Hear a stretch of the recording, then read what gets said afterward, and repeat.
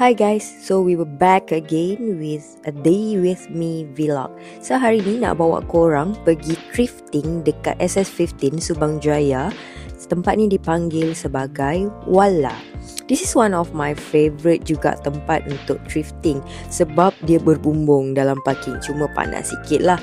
Kadang-kadang kan kalau kita pergi thrifting petang-petang tu hujan, so tak sempat nak tengok semua. Macam ni siang-siang pagi pukul 10 sampai pukul 3 tak silap.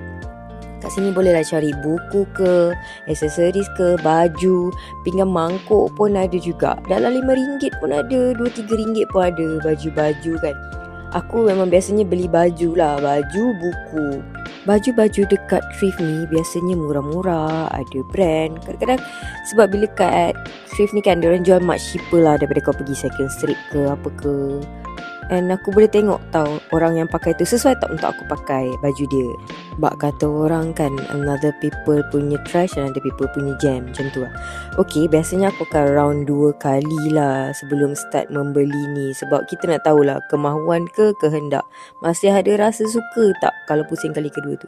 Kadang-kadang ada orang jual yang lagi murah benda yang sama. So ambil masa dulu, tengok satu-satu kan. Banyak gila benda yang random lah kita boleh jumpa. Kadang-kadang benda tu dah tak ada, tiba-tiba ada boleh jumpa kan. Aku suka juga tengok buku-buku, antara buku lama ni lah, geng-geng anak-anak Indie kan, Zahirul Azim, Bogil Menuju Tuhan. So aku rasa aku dah puas tengok, jadi aku dah boleh start membelilah mana aku suka. Boleh lah kak? Ini? Boleh? Alright. Boleh? QR boleh? Boleh?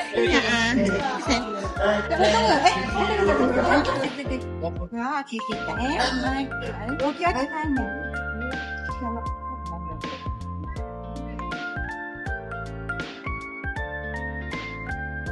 30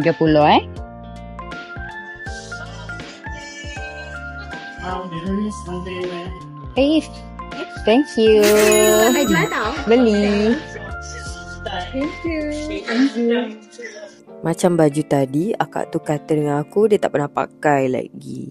So dia jual dekat aku RM30. For me, kuat bargain lah. Aku memang suka material yang lembut, tak payah gosok. Serius aku memang malas gila gosok baju. So another tips for you guys, kalau suka beli buku macam aku kan, aku akan beli buku yang bawah RM10 untuk satu pieces.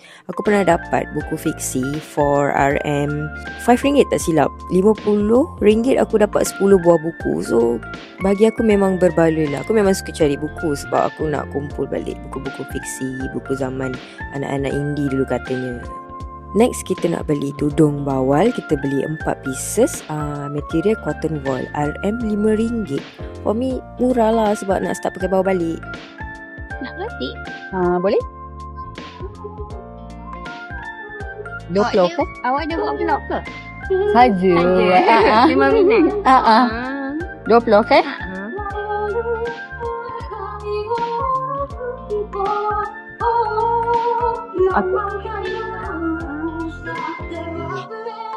Ambil gambar awak kat tu boleh? Boleh.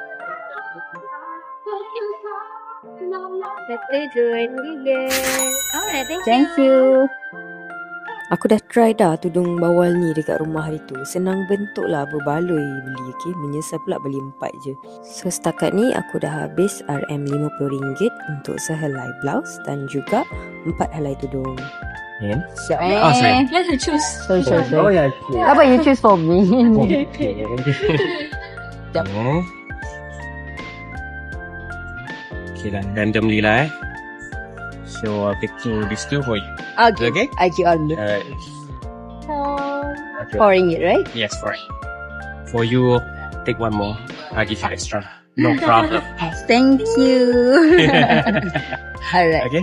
Thank you. Boleh. Thank you. Alright. Thank you. What a cute couple. Diorang jual surat for strangers. Nanti kita baca. Jadi aku dah spend around RM54. Jom kita balik sebelum aku spend banyak lagi. Macam biasa, on the way balik, kita singgah my favourite Caji dulu untuk baca surat tadi. Bila sampai Caji, kita akan order white peach oolong tea and nak baca 3 surat tadi. Actually dia yang tegur, kata nak tak surat for strangers RM2 only. So aku rasa macam why not kan. Saja-saja Jadi suratnya berbunyi, this moment is not your life, it's a moment in your life. It does not define who you are or how your life will go. If it is bad now, it will change. I know that to be true because the only constant in life is change. You will be okay. Surat yang kedua pula, I know the year have not been kind to you, but keep going. I believe in you. Surat yang ketiga, I hope you heal from all the things you don't talk about.